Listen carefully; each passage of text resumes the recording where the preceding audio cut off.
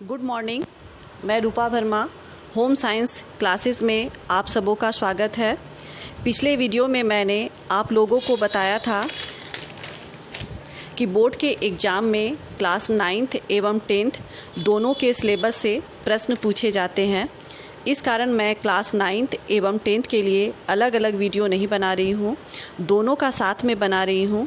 इसलिए आप चाहे 9th के स्टूडेंट हो या 10th के, आप लोग हर वीडियो को ध्यान से देखें।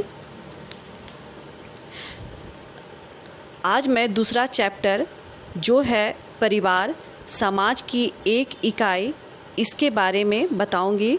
इस चैप्टर में आप लोगों को पढ़ना है परिवार किसे कहते हैं, परिवार का आकार एवं प्रकार, पारिवारिक स्थितियों में परिवर्तन के कारण, परिवार के आकार का उसके सदस्यों के कल्याण पर प्रभाव, परिवार के सभी सदस्यों की स्वाभाविक कार्य प्रणाली। सबसे पहले बच्चों हम लोग देखते हैं कि परिवार का अर्थ क्या है। परिवार को समाज की आधारशिला माना गया है। समाज का निर्माण परिवार के माध्यम से ही होता है। दूसरे शब्दों में परिवार समाज का प्राण है।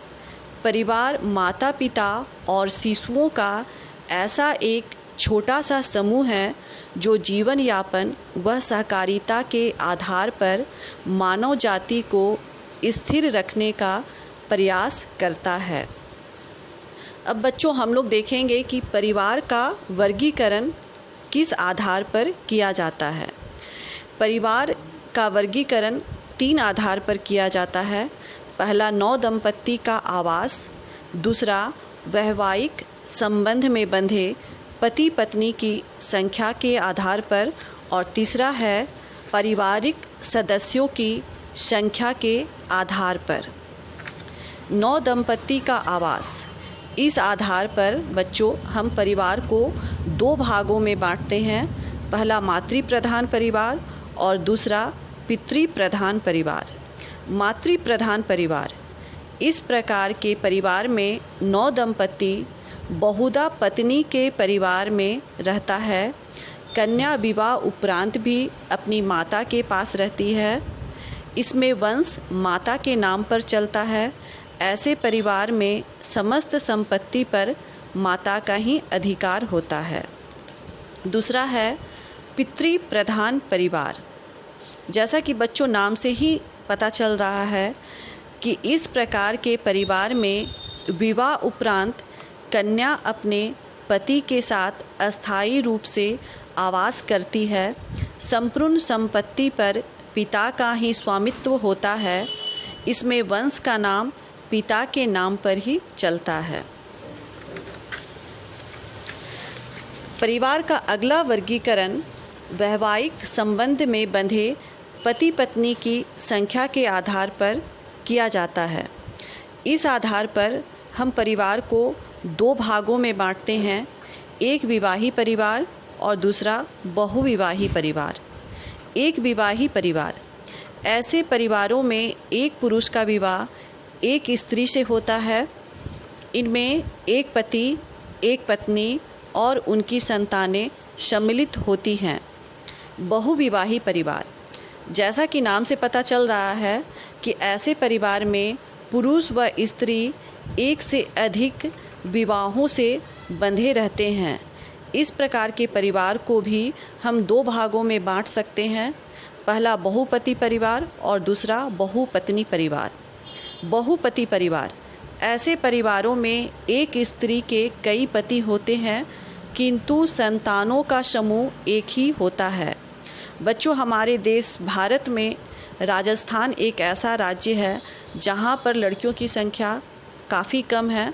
वहाँ पे एक लड़की का विवाह कई पुरुषों के साथ किया जाता है और वहाँ पर इस प्रकार के परिवार पाए जाते हैं।